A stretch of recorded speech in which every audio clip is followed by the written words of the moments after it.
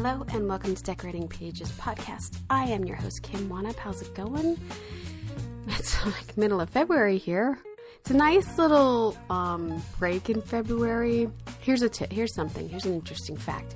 I used to be a casino dealer, and President's Day weekend used to be bigger in Atlantic City than 4th of July because everyone needed like some sort of winter break, and they would take the long weekends and they would come down the shore, and it would be huge. So yeah, there's something just thought I'd tell you out of my mind. There you go. I have a fantastic episode with one of my dear friends, James Yarnell, production designer, and we're going to talk about the ADG-nominated Dancing with the Stars. ADG voting is still open.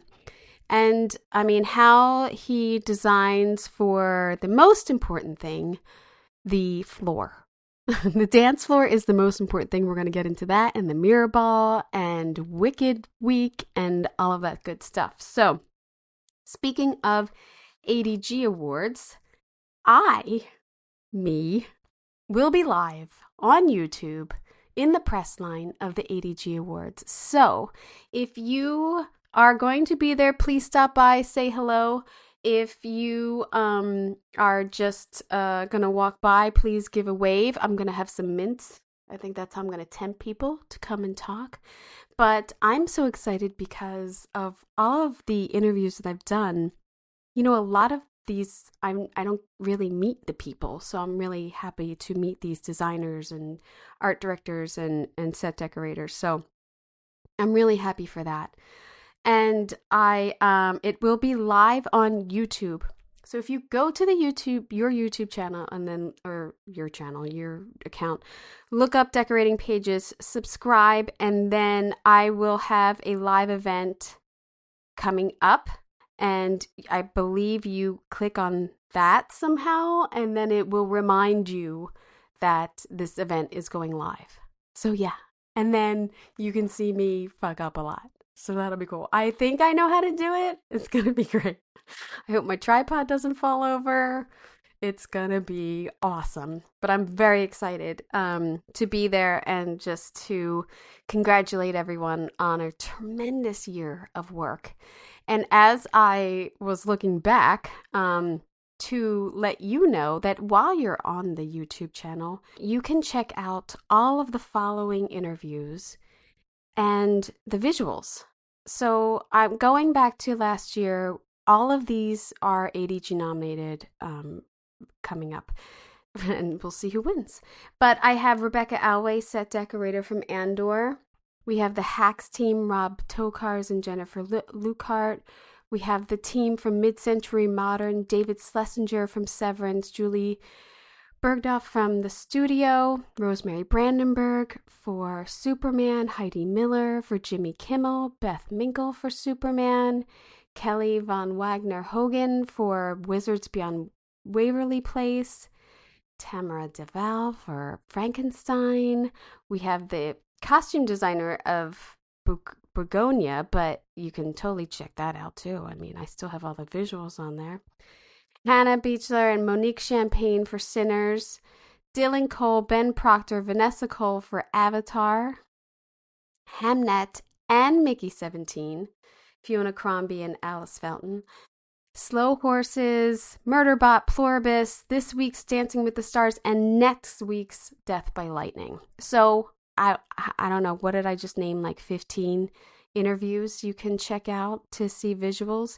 They also have their ADG packets online if you are a viewer. If you're a voter. If you're not a voter, go check it out. It's under ADG, it's under ADG Awards, under nominees, and then you just click that and you can see their whole design package. It's really a wonderful thing. I love it. I dork out on it all the time, and I tell you I do all the time. All right, back to this episode. So yes, anyway, check out YouTube. I'm very excited. I'll send out an email with a link also, but if you're on YouTube, try to check that out. What Wannop's watching? Well, I watched Wonder Man, which I breezed through. Production designer Cindy Cho and Michelle Yu and set decorator Lizzie Boyle did a great job showing present day LA in a, it's not too much superhero going on, but I just loved seeing some realism of Hollywood, and not down and dirty, but like just realism. And nothing's really pretty in that. And I liked the whole storyline of him trying to be an actor, and he has superpowers. It's subtle. I thought it was good.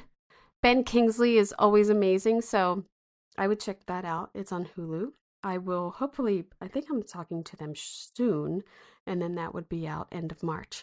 Another film off of the production design Oscar nominees that I've been working off of for 2 years, trying to watch all of those movies. The Life of Emile Zola. I don't know the story of this. I know I sound dumb, but I didn't. A French writer that as part of like the revolution kind of France.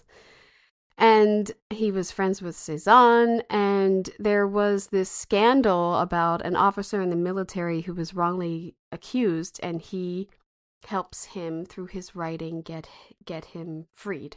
It's 1937, and production designer Anton Groot and set decorator Albert Wilson. It was nominated for 10 Oscars, which was the biggest nominations anyone had ever got. In 1937, that was probably broken in 39 by Gone with the Wind, but I'm not sure. But it did win Best Picture, Best Supporting Actor, and Best Screenplay. There's a set of Emile's house that's really great. Fireplace and like French decor, and I don't know. I liked it. It's a good watch. I think, is it on? I forget if it was on Tubi. It might be on TCM. I forget. Sorry. And then I switched up. I watched the second season of The Night Manager because I spoke with production designer Victor Malaro, and boy, I mean, they were all over the world for that show. It's a very interesting conversation that's coming up in March. Just a fantastic looking. It's Colombia, but they shot it in Spain, and yeah. So he had 3 set decorators. His head decorator, Alba Bravo, girl. All of the set decorators did a fantastic job, and just interesting always to hear people working abroad and their perspective of, how do you get things? How are you getting everything for the sets that you need and keeping it authentic? So there's that conversation coming up soon. So yeah, been busy as usual, people, and I've been sick. So, and you'll hear that in that interview. Unfortunately, my voice is awful. Okay, here we go. Today's episode with my friend, James Yarnell. It's especially fun to always talk to someone I know, if you haven't figured that out. I'm a little less nervous. But this guy has been helping define the look of variety TV for a while. I mean, he has done American Idol, Dancing with the Stars, recently the Dick Van Dyke 98 Years of Magic, which he was nominated for an Emmy for. He won the ADG for that, but he has been nominated, oh my God, how many times? 2, 4, 6, 8, 10, 11 times for a Primetime Emmy. I mean, that's pretty awesome. Winning for American Idol. The ADG Awards, he has 5 nominations. He's won a SDSA award for Dick Van Dyke. So, I mean, he has been defining variety for a while. It's awesome. He's been doing Dancing with the Stars for 20 years, which I can't believe it's been that long. And if you've ever wondered why the ballroom feels so iconic, no matter how wild the themes get, it's because James has built that set around the dance floor, and we get into what the importance of the dance floor has to work with the cameras and the choreography and the lighting and the live timing for all of these people fighting for, the square footage of camera space. So another team comes in to do the weekly. So he has built these bones. The weekly, Steve Morden, Natasha Auber Hatch and Rebecca Contreras, set decorator, have done a fantastic job week to week building on the themes of the show, while the tweaks of the regular set just shine through every week. They are, as I said, ADG nominated for the Wicked episode, which makes perfect sense since once you hear that what went into that episode, and every week this pressure cooker weekly turnaround to design spaces that can disappear and reveal a whole new world in seconds. And just the way the screens and the projection and the practical scenic pieces have to integrate into a live TV environment, I thought was really interesting to hear, even though, I mean, I'm friends with them and I still was like, how did you do that? So I also have to say one of my favorite details that I never knew is that James designed the Mirrorball trophy. And we get into how it came about, how it was revised recently to the Len Goodman Trophy, and a little nod to Len's style in there as a designer. James did that. So I hope you enjoy. Well then, I would like to start by saying how much I enjoy being your friend. It is always good to see you. It is always nice to chat with you. I love watching your work. I was so bummed this season. I think it was Wicked that I was supposed to come. Yes. And these friggin' kids get in the way. So I am bummed that I missed it because I went to Bill Maher. You got me into Bill Maher a couple years ago. And I think the variety genre is something I'm very interested in because I'm fascinated by it because I don't really know how to do it, and the turnovers and like the approval system. And when you're given Dancing with the Stars and you're building these sets, which have transformed over the years, what is your number one concern? Is it choreography? Is it lighting? Is it cameraing? Like, what is your number one thing that you start with? I would say it's the choreography. It's choreography and cameras that you've got to provide a space that everything can work. The dancer's priority, the 100% priority is the dance, but then you've got to get a camera on it. So you've got to consider the camera work. And it's always felt that with the show is that the choreography of the dancers is almost as important as the choreography of the cameramen, because you've got to get, there's so many cameras on the floor, there's cameras in the air, there's cameras in the balconies, and they've got to be able to shoot the dance. They try and keep it as clean as possible so you don't get cameras in the background. So there's so much movement between our first director Alex and our current director Phil. Phil's been on it for forever, and they choreograph the dancers as well around the cameras, and the cameras are choreographed around the dancers. So there's my job as a designer is to create spaces for the cameras, create entrance points for the dancers, enough space for the dancers, and ultimately the most important thing in the whole room is the dance floor, and it is and has always been roughly a 30 by 45 dance floor, and you can do all the bells and whistles in the room, but ultimately that big rectangle has to sit in the middle and it has to be unobstructed. There's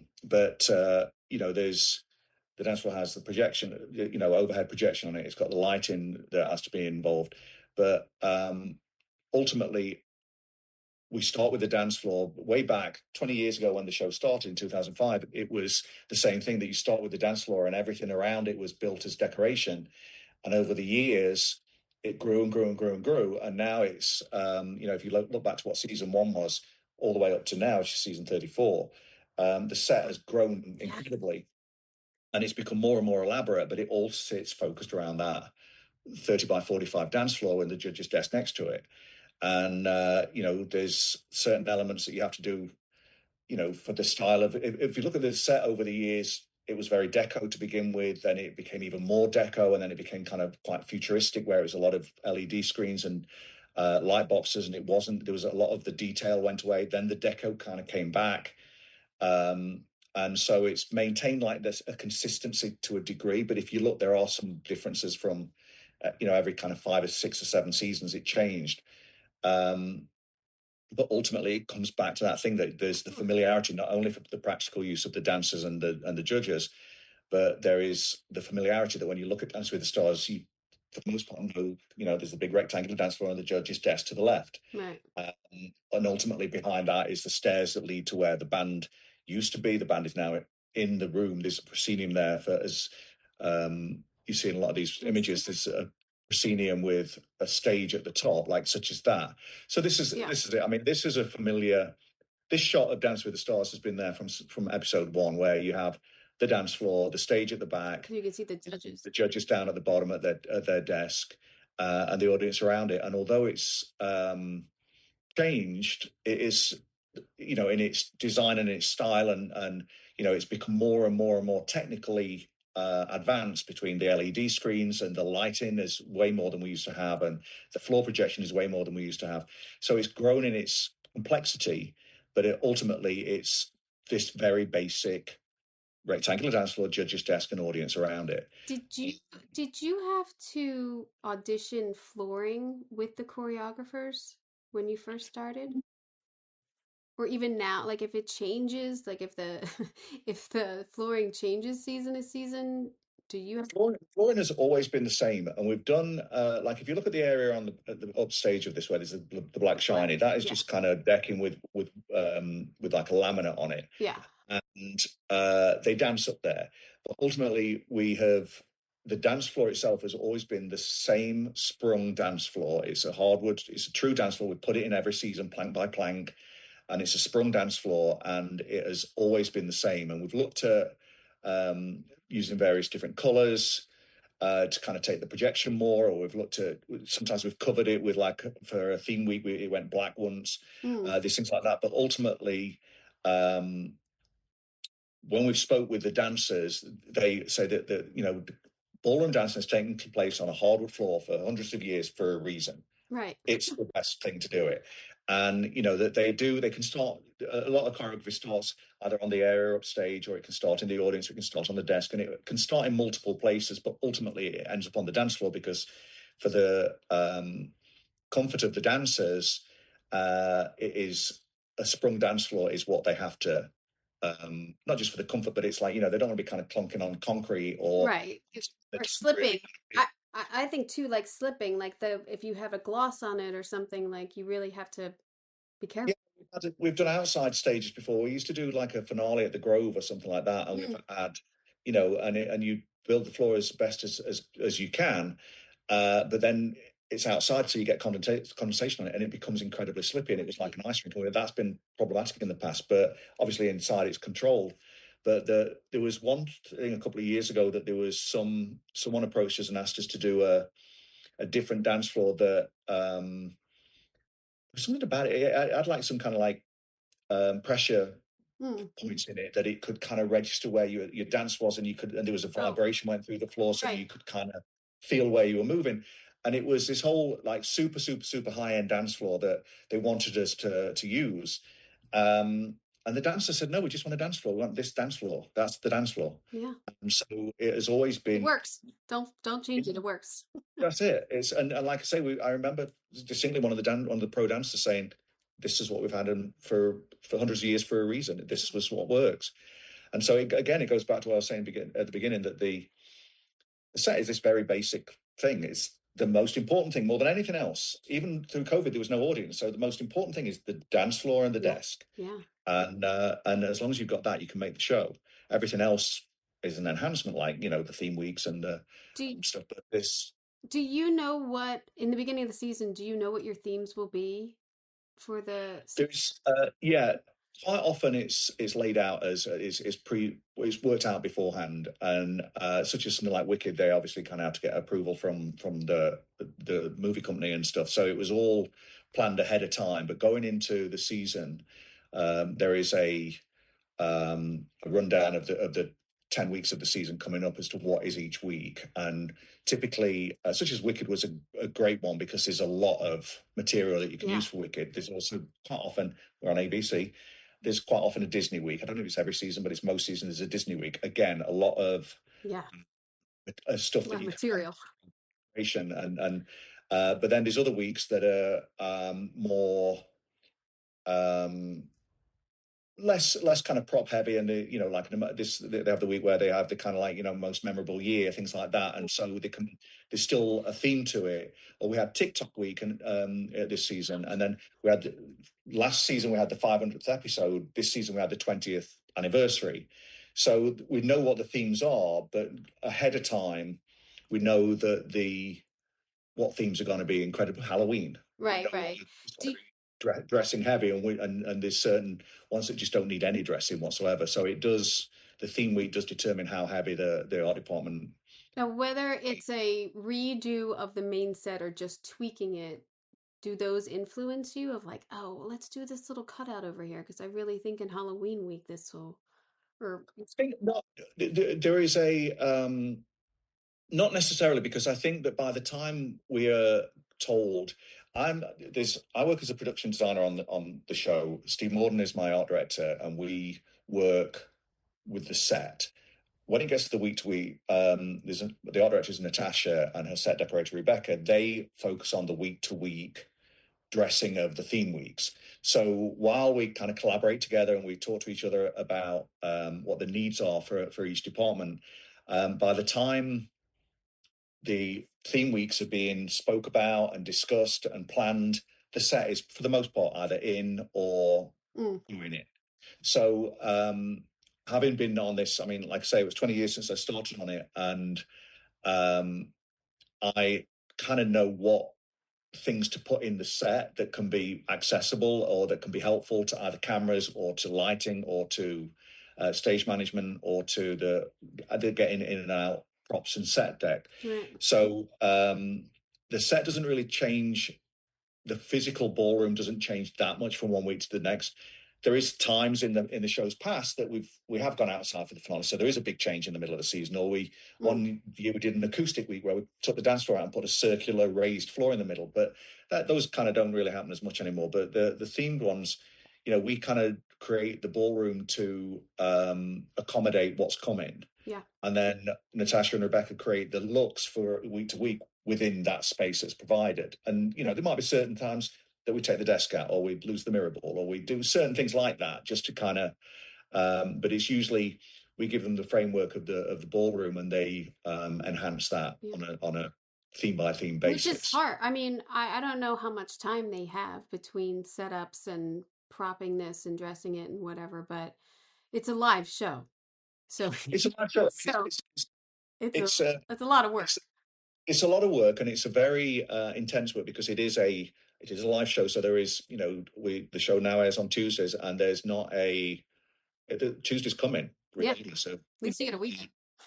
So typically, when you work with the dancers, the creative team come up with ideas of what they want, but then the dancers also come up with ideas of what they want. And if you can imagine a dancer and his partner, his or her partner, they're focusing on Tuesday night because they don't want to get eliminated. So they're not worrying about next week yet, because they're focusing on what's happening Tuesday night. So only when Tuesday is aired do they even start thinking about the following week. So usually with the show airs Tuesday, you don't know who's gone home, so you can't get too far ahead, because you don't want to buy this huge prop and start building it for someone who's just been eliminated. So Wednesday is kind of a slow day, because we don't really know what's happening, but that's when everyone's starting to gather their thoughts, and then they go into creative. And there's really only the Thursday, Friday end of week to come up with the ideas, to work out what they can do with budget, what physically can be done in the time, not only with the screens, but the lighting and the special effects and the set decoration and art direction. Then, of course, it's the weekend, and then Monday is all the rehearsals on stage. So there's not a lot of time, because then the next day is Tuesday, and that's the day of the show. And there was always a rule on the show that if it's not in dress rehearsal, you don't have it in the show, because we don't want anything to be seen for the first time in the live show. So you are getting closer and closer and closer to this deadline. And, but we'd manage it, and the team, Natasha and Rebecca, manage this, and they, they get all the props in on the Friday if they can, and they get the rest shows up on Monday and throughout the rehearsal. And of course, on the rehearsals on Monday, when they go through each and every dance, you're starting to, as an art department, you're looking at things to say, well, we need more of this, or this is too much, or that can really work. And so you're getting producers' notes, directors' notes, dancers' notes and your own opinions to start making changes. And that's all through Monday. So Monday's a big learning curve. And then Tuesday you go in, you rehearse again with pretty much, the updated version of the things or the completed version of things, because some things aren't even ready for Monday's rehearsals. Tuesday afternoon you have dress rehearsal, Wednesday afternoon you have show, and then Thursday it all goes back and you're starting the following week. So there is a constant, once you're on this kind of, I used to call it like a reality show carousel, that once you get on it, you can't get off it, and you keep going. Hamster wheel. Yeah, and you get there and it goes for 10 weeks, and then you have the finale, and then you all sleep. But it's, there's something that is, you are literally putting on a live show. It's kind of like theatre. There's no going back. It's what I find really exciting about it is it is live. There's no doing it again. There's also the nice thing that you start on time and end on time. We go live at 5 on Tuesday, and we're done by 7 regardless. So for an audience member to come in, it's kind of a good show to see, because there's a lot happens. But also it doesn't drag out all night, because you have to end at 7 o'clock, because that's when the network takes us off air. And so it's a chaotic week leading up to it, and you try and get a heads up in advance of certain. Because you don't have hiatus week. They don't have hiatus weeks either, do they?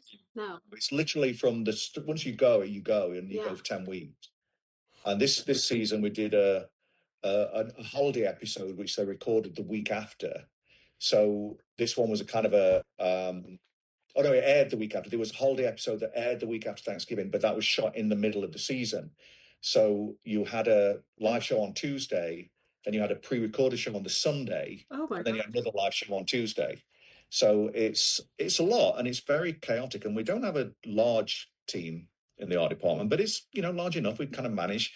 And but like I say, it's the art department on the show is kind of divided in. There's, like I say, Steve and I do the ballroom and the environment of the main environment, and then Natasha and Rebecca do the looks from week to week, and I'm brought in for certain things throughout the season to kind of.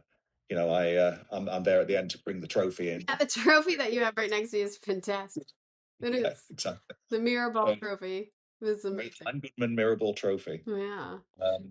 But I wanted to ask, though, in your process of designing this throughout the years, you have the use of screens has really been upped, and just the images that you're able to use. Is there a lot of prep with the imaging people, like even on the weekly, but like, oh, this is going to be, because even with the images, they're reflecting a lot of light out, or they're very dark, or, or that's going to be our scenery. Like, how does the imaging work in with you guys? Truthfully, I mean, the creative team will put together a document that shows this is what's going to be in the screens, this is what we'd like in the or this is what we're hoping to achieve with the look. And then in the creative meeting, there's usually the discussion about, well, how about we provide this, or how about, and it's what light between lighting, screens, and art department and special effects, they all kind of collaborate based on what the creative team, what the look they're going for.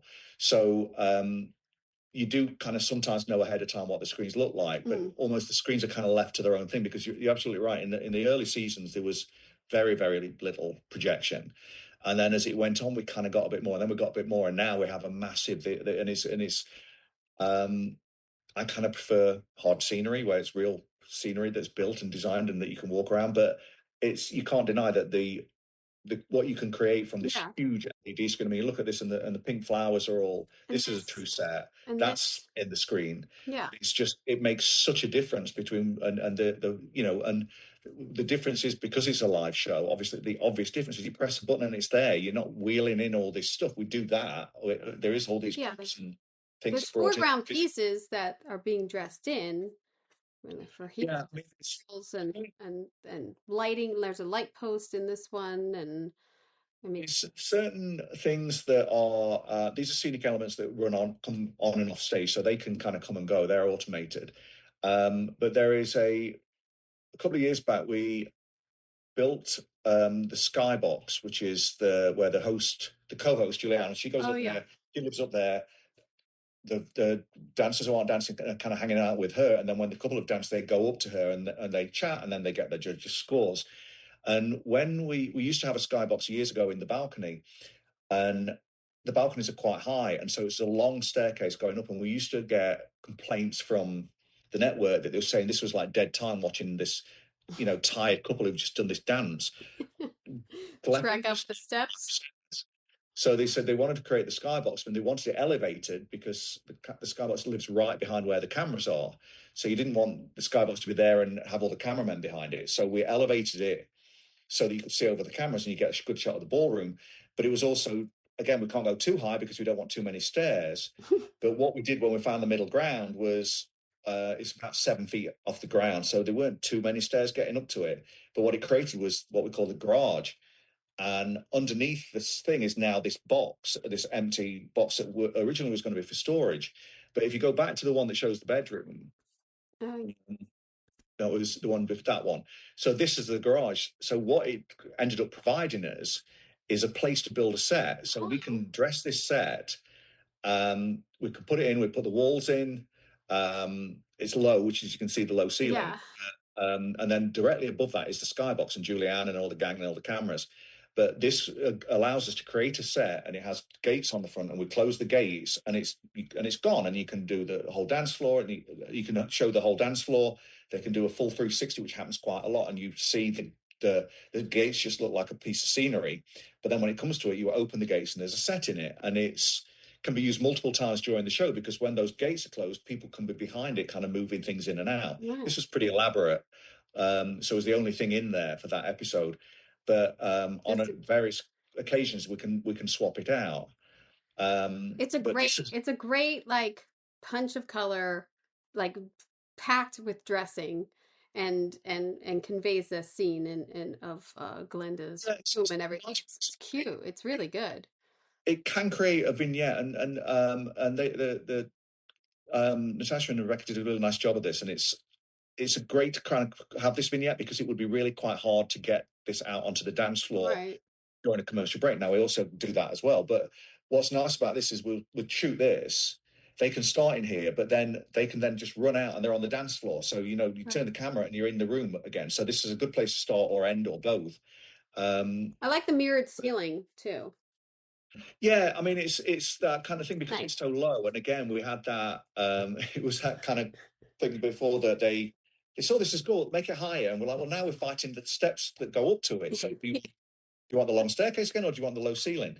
And this is, we're a little restricted by this space, but it's given us so much opportunity to create a world that you don't see until you need to, and then it goes away again. But then the rest of it throughout the thing, I mean, again, we have it goes back to what I was saying about choreography. Is we do have commercial breaks. There was a time one season we were on Disney Plus only, and we didn't have commercial breaks, and we worked around it.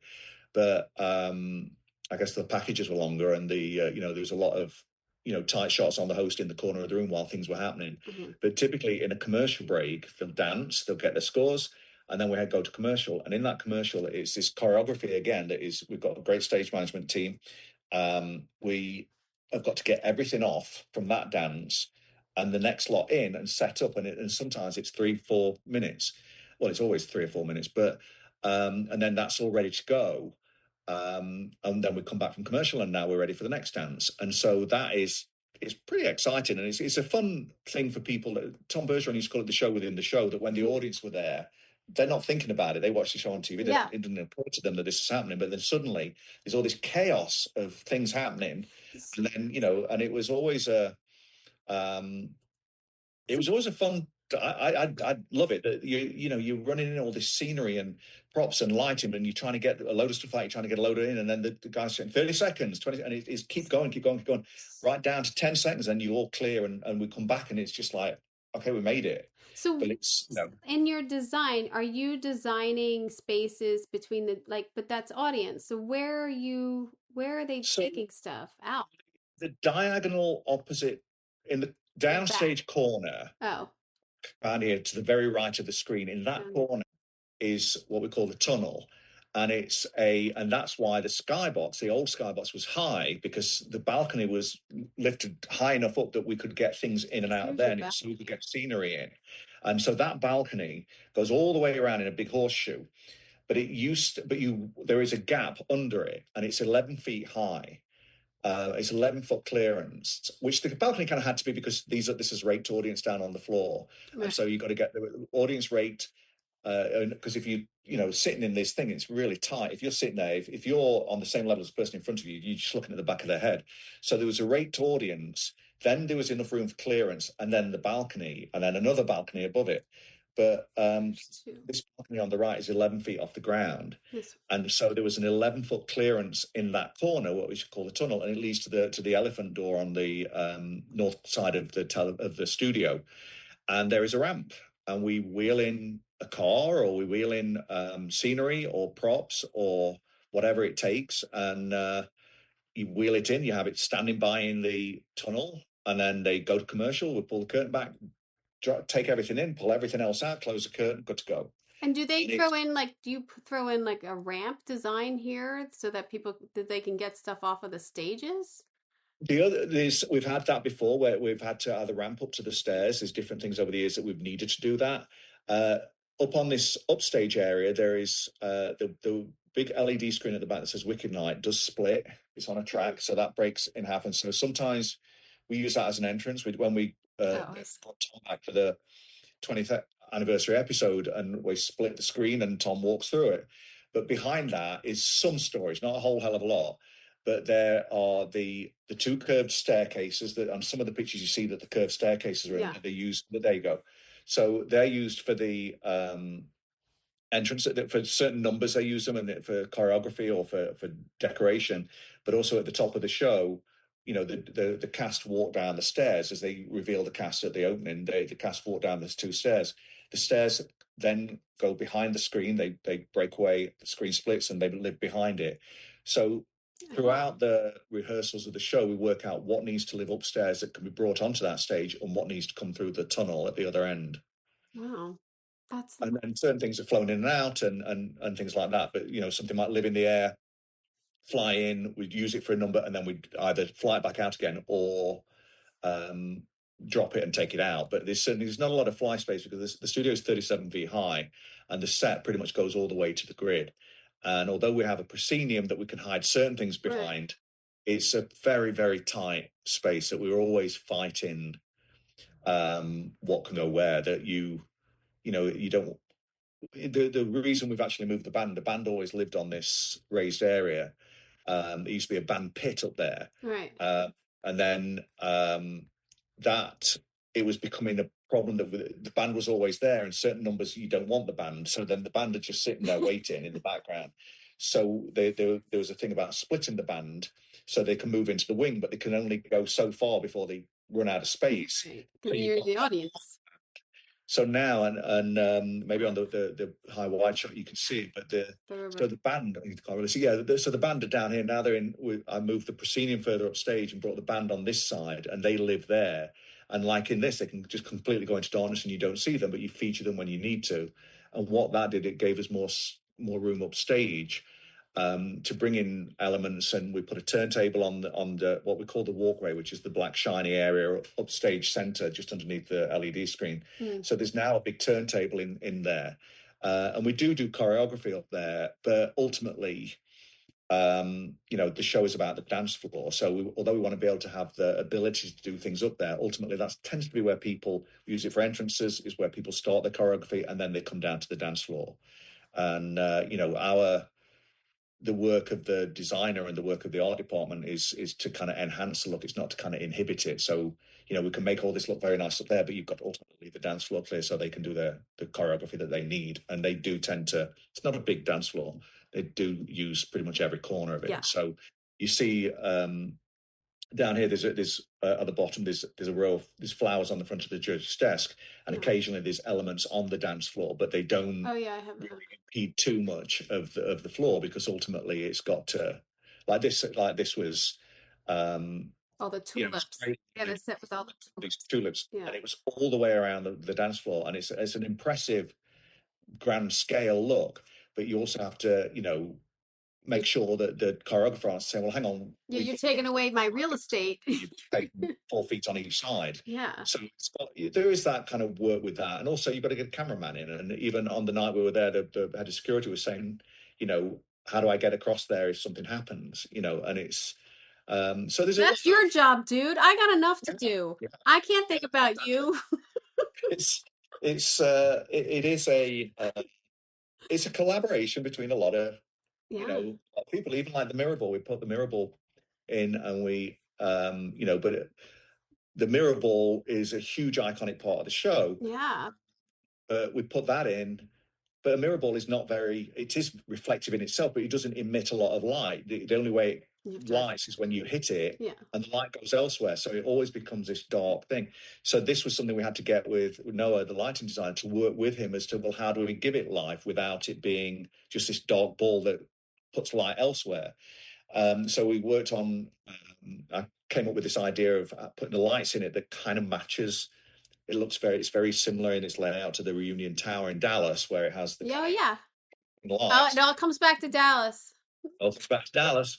And so we did that. So that creates thing. But then the knock-on effect of that is, how does that, putting the big mirror ball in, how does that affect the overhead projection? And how affect, this is our voting sequence at the end of the night, where Right. 10 couples here, they also need to be backlit, front lit, and how does this big 12-foot mirror ball in the middle of this 12 feet wide. It's 12 feet wide. Yeah, Oh it's 12-foot my God. diameter. That's And it's like, how does that affect the lighting and, for all of these couples? And so there's a lot of, it's a very cramped space, and it's a big studio, but it's we are literally wall to wall. And it's always, can we get a bit more space for cameras? Okay, well, what do you want to give up? The audience or the dance floor or no, you can't do that. Well, then, yeah. I mean, you've used every inch here. I mean, pretty much. yeah. And it's, which is, looking back at at season one, it was still the same dance floor, and it was on the actual same stage, but it was much, much smaller, and the show has grown. And but what's nice about the fact that the show has grown as much and has become as big as it is, we're still back to that intimate little dance floor that's always been the same size with the desk next to it. So there's always been that familiarity. It never kind of outgrew itself, that like you were kind of feeling lost in the space because it was so big. Um, you can go as big as you want, but it can come back down to this very intimate, because certain dancers as well, you're doing something like a freestyle or something very lively and big with a lot of thing, or a group number where there's a lot going on and you want to see the space. But when it comes down to something like a rumba, and I can't believe I know as much about dance. I mean, I've now I have a lot of questions. But you come to something like that, and it needs to be more intimate, and it needs, so you can kind of bring the intimacy into it, so you don't feel like there's this little couple in this cavernous space. You can bring everything down, and that's the control of the lighting department, and the talents of the lighting designer to kind of do that. But it's with a show like this that has 10 weeks, 34 seasons, but 10 weeks, 10 themes, starts off with probably 12 dancers. And as we eliminate, they then start doing 2 dances. So there was always, a lot of variety. The versatility of the space is so key to the show. And this goes back to what we were saying about the video screens, that the LED screens just gives us that opportunity. That it used to be back in the early days of like shows like, even like the Academy Awards or American Idol or what, back 20, 30 years ago, you relied on flying in scenery to kind of to change the look, or lighting color changes to change the look. Whereas now you can change the look not only with bringing props in, but just at the touch of a button, suddenly the entire background has gone. This is our standard voting look with the kind of glass prisms in the back wall. But with the LED screen, you can give the versatility that a set like this needs.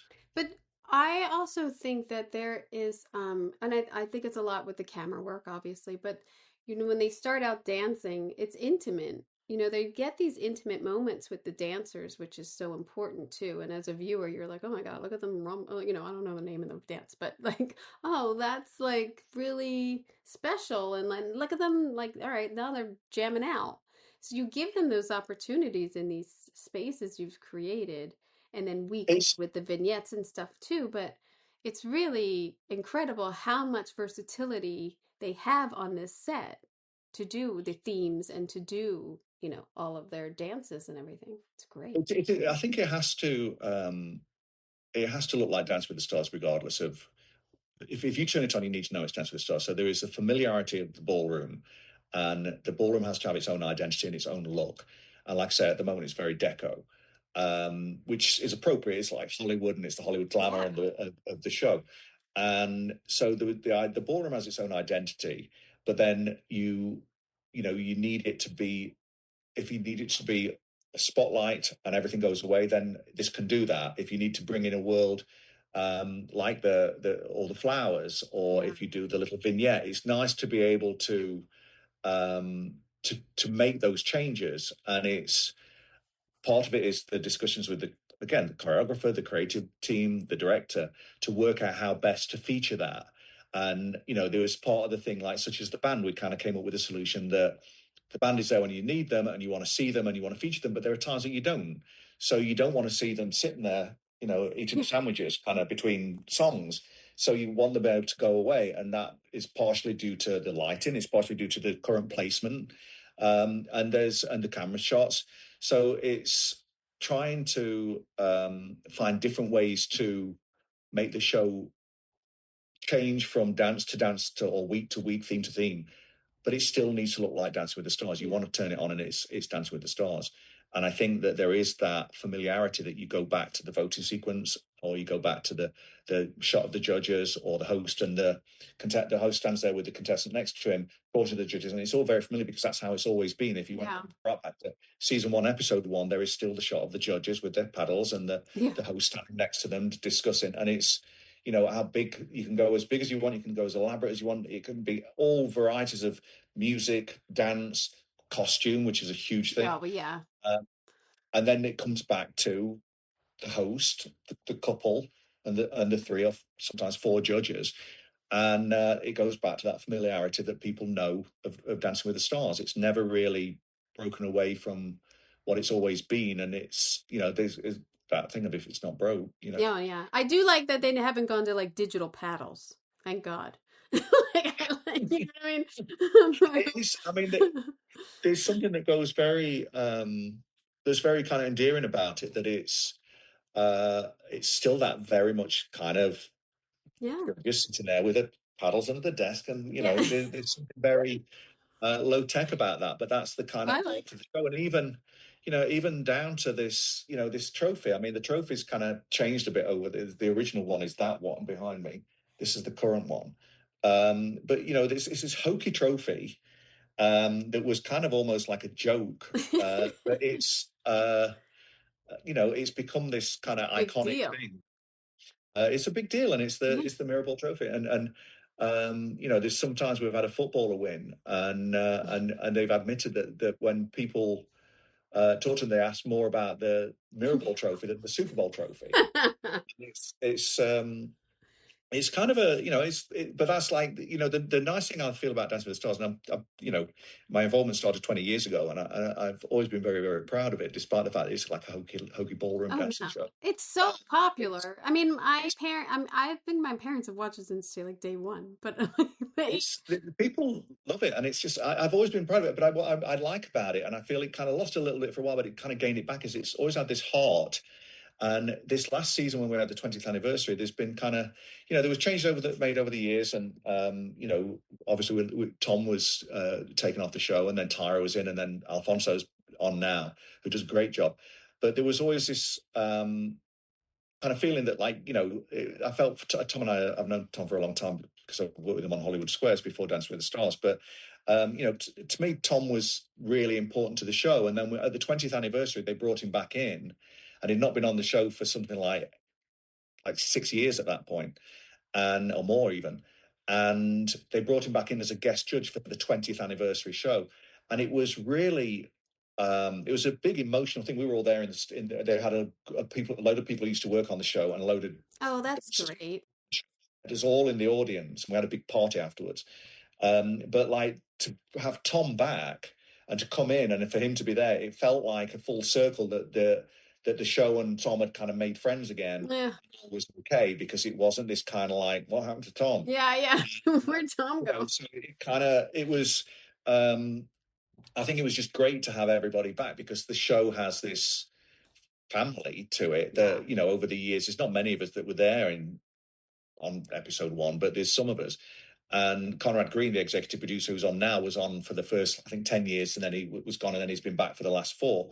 And he's always brought this warmth back to the show, and it's just always been a great show to design because it's such there's a variety every week with the thing, but it's also been this like big responsibility of the Dancing with the Stars ballroom is just such a It's iconic. You've 20 years. you've created something that's iconic now. I mean, it's in the lexicon. It's in, you know what I mean? Like it's endearing to people. It's familiar to people. It's a good time. That's really.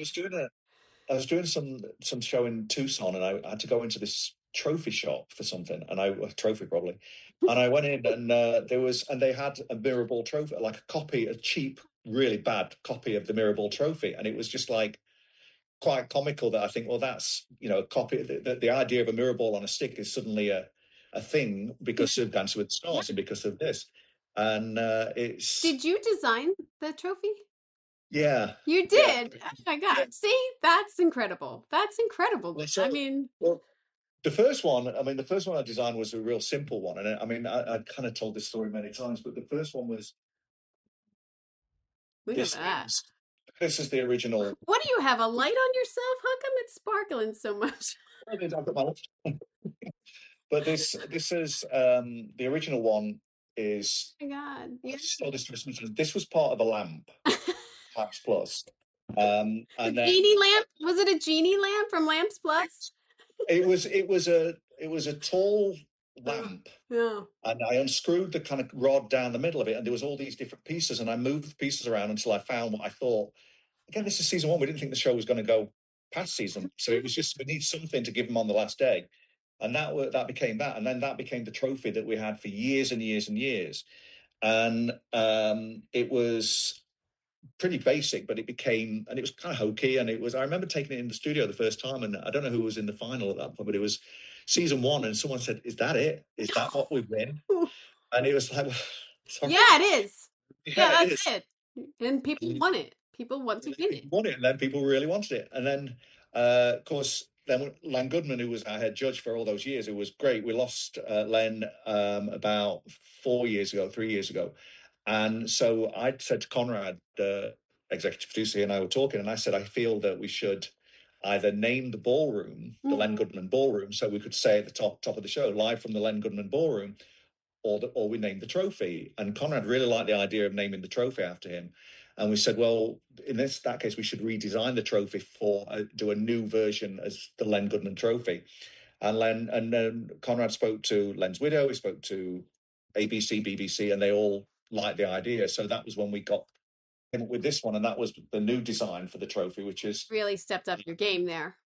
Yeah, it's taller, and it was kind of, there was this weird, you don't want it to, you're not trying to look like Len, but Len was always very kind of stiff and very formal and very tall. And so I made the trophy slightly taller, and it kind of, I kind of have these like little weird things to kind of emulate, like almost like a collar. And then right at the bottom, I added a little bow tie. The bow tie. Oh, that's so cute. Did he always wear a bow tie? Is that why? He didn't always, but he always wore a tie. So he either had a straight tie or a bow tie. But it was, the idea, I kind of picture Len at the finale, and he always had the tuxedo and the black bow tie. And it just felt that this was a nod to like formal Len, because Len was the judge who, each of the judge has characteristics, but Len was the very formal ballroom teacher, and this is what you do, and this is what you did wrong. And it was always that kind of rigid kind of British. That's a great tribute. That's amazing. And it became, that's it. So it's the Len Goodman Trophy, and they call it that. It says it on the bottom of it, but it's known as you win the Len Goodman Trophy. And so it was nice to get to redesign the trophy for Len. Yeah. And then a couple of little nods on it for him to reflect his, his personality and his kind of, his position on the show. And that's what we have. I don't know when we'll ever change it now, or if we will, because I think that everyone, I think you know, that's had it. such a high regard for Len that I think it'll probably always be the Len Goodman Trophy. Well, too, like you were saying, this is like a full circle, like being there so long, and even though it goes through different transformations, the heart of it is still there, and calling that after him is, special and means something, and people will look that up. Do you know what I mean? Like people will be like, "Why was Len Goodman?" Like, let's look him up. Like people deep dive a lot. So yeah, I think he'll always be a part of it, and I think that that was what was nice about the 20th anniversary. That we acknowledged Tom. Tom was part of it. It was yeah, important we had him in, and it was always a huge part of the show. And so it kind of felt like it was a full circle, and it was great that the show did so well this year. And what was nice, what I had the chance to do was we had a party on the stage next door. The stage next door is the identical size, and we had a party for the 20th, and so I got to rebuild the set from season one. that's so cool. And season one, there's no money, so it didn't cost that much Yeah. this time around. So it didn't this time either. But I rebuilt the identical set from season one with some of the elements that still existed, but most of them were recreated. And we had the party on the season one set Oh, next door that's so to the fun. season 34 set. And so it felt like it was a full, circle of this 20 years. And it was a great that the show did so well this year. And Yeah, obviously, it's an absolute yeah, honor to get nominated for the Art Directors Guild Awards yeah, for this year, because it feels like this has been a really special time for the show. And as those who are, of the art department, like Natasha has been on it for now something like 7 years. Steve's been on it off and on for probably 8 or 9 years.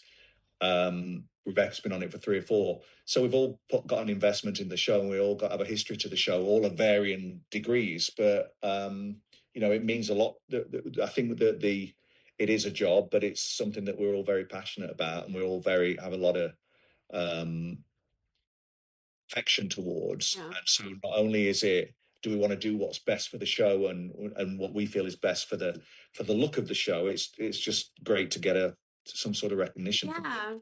Especially something that's gone so long. I mean, not, I mean, SNL gets it, but like, it's nice to be acknowledged into it, not first season, not first set. Like sometimes like, oh, this is people are still watching, people still appreciate our work. And I think you and Steve and Natasha and Rebecca do a fantastic job. And I think the week to weeks are great and how they integrate everything with your set and everything.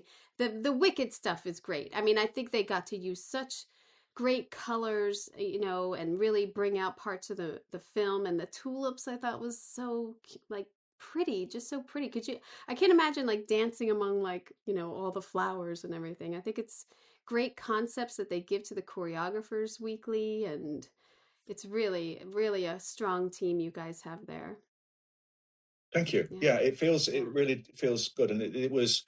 The show has been nominated for an Emmy several times, and it's been nominated for an Art Directors Guild Award before, but a while back. But it was nice to get it this time, because this did feel a special year for us, and it felt like that. Particularly this episode. I think it's been a good year for the show, and it's a good year for us in general. But I think this episode was, as we were looking through the season as to which one would be the one, this stood out as the one we wanted to submit, because we felt that it had, Wicked itself gives us such a lot of material, Yeah. and Natasha and Rebecca did a great job of pulling all the different elements and creating the different looks, and of which, I think it was 10 looks, and it's Wow. get through, but you kind of something that I think we've all four of us have just kind of really worked hard to, is not just to kind of fill the gap. We've got to try and make each one stand on its own as being its own individual look, and not not let them try and keep all of them strong, not like have the strong ones and a few Right. weak ones. It's to try and keep it, to maintain some kind of quality through it. And Which is hard. it is hard That's because hard it's a lot. because you have a standard. I mean, you have a standard and you're trying to keep it up, and and you want to give it all for each performance. Yeah. Because the other thing, you can't, and you've got to, this is a competition at the end of the day, and you can't really be seen, or it cannot be perceived that, well, they never give that dance so much. That couple don't seem to ever get anything good, whereas this couple always get the big set. You've got to Right. find the balance. Everyone's got to have. You can't seem to be treating any couple, not just from us, but like for all, everyone's got to be treated equally. So they've all got to be given the same kind of time and budget and effort, and it's a lot to get through on a week-to-week basis, and it's exhausting, but it's very satisfying. And there is that, there's that moment after the commercial break, when we come back from commercial break, and the one set's gone, and you think, okay, got away with that, and then the new set's in, you think, okay, it's in, and it's this satisfying kind of like thing to just kind of like, okay, that's gone, and then the end of it, or you like breathe a little bit before you start the next week. Oh God, I feel like I'd have an ulcer. I don't know. I feel like I'd have an ulcer. I don't know if I could. It's something very exciting about live television. Yeah. When you hear the stage money counting down, when you're about to go live, and then that's it, we're live. There's no going back. There's no, and occasionally things go wrong, which is also kind of funny. Yeah. But it's as long as it's not our department. Yeah, somebody else. Wardrobe. Yeah, exactly. Let wardrobe have the malfunction, not us. Yeah. Well, thank you for talking about this, because I'm always fascinated about live and variety, and it's a lot of work, and it's a very tough category. You have a lot of good stuff in there, but I mean, Dancing with the Stars, can't stop it. Well, can't stop, won't stop. It's amazing. Great, bravo. Yeah, 20 years in, it's incredible that we're still doing as well as we are, but it's fantastic. Well, it's a testament to like them moving things along and, evolving. You have to, your set has evolved so much, Yeah, and it's, the show has. I mean, we didn't have TikTok night in season 1. Yeah. Yeah. God forbid you didn't have TikTok night this year. It's like so crazy. But thank you for your time. Thank you for speaking about this. Now I will be there at the ADG Awards. I'll be on the red carpet. James and I were Emmy governors together. We overlapped for a year. He has been an Emmy governor, I think, twice, and before that on the PGC for almost 20 years. So he knows his stuff about the Emmys, and I'm always glad to be able to bend his ear about little things that I have questions on, and he's always a great reference. He's just a fantastic person, has a fantastic story about Larry Hagman and Dallas. If you ever speak with him, take a look at his watch. He's got a great gold watch that has some callbacks to Dallas. That's all I can say. It's beautiful. Just fantastic. I mean, isn't that so interesting how you need to build something that changes every week? You need to be able to be versatile in your designing, thinking of the lighting and the choreography. As he said, that comes first, but keeping the bones there. And as the show gets more popular through the years and is really at a height right now, it becomes iconic. And that's crazy. I think, to me, one of the things is when you decorate or design something that goes into the zeitgeist of popularity in pop culture, it's crazy. It's just crazy. I mean, Galentine's Day is this week, and to think that I decorated a Galentine's Day event is crazy to me, and that this show just made up a holiday and people are into it and it's a thing. It's crazy. I love it. I just love things like that. So I hope you enjoyed that conversation. So again, let's get back to live on YouTube on February 28th. And I don't know how it's going to go, so you should tune in and see. There might be some malfunctions. I am not sure. I'm going to do my best. If you like this program, please like, share, subscribe, do all that. Reviews help so much, and any interaction on social media, I always try to answer everything, and I love great conversations about TV and film, so hit me up anytime. I have the Set Decorator Masterclass. Use code DECORATE20 for 20% off. I have a free quick reference template for decorators and designers on the website decoratingpagespodcast.com. And yes, just try to subscribe. I have the Gold Room episodes.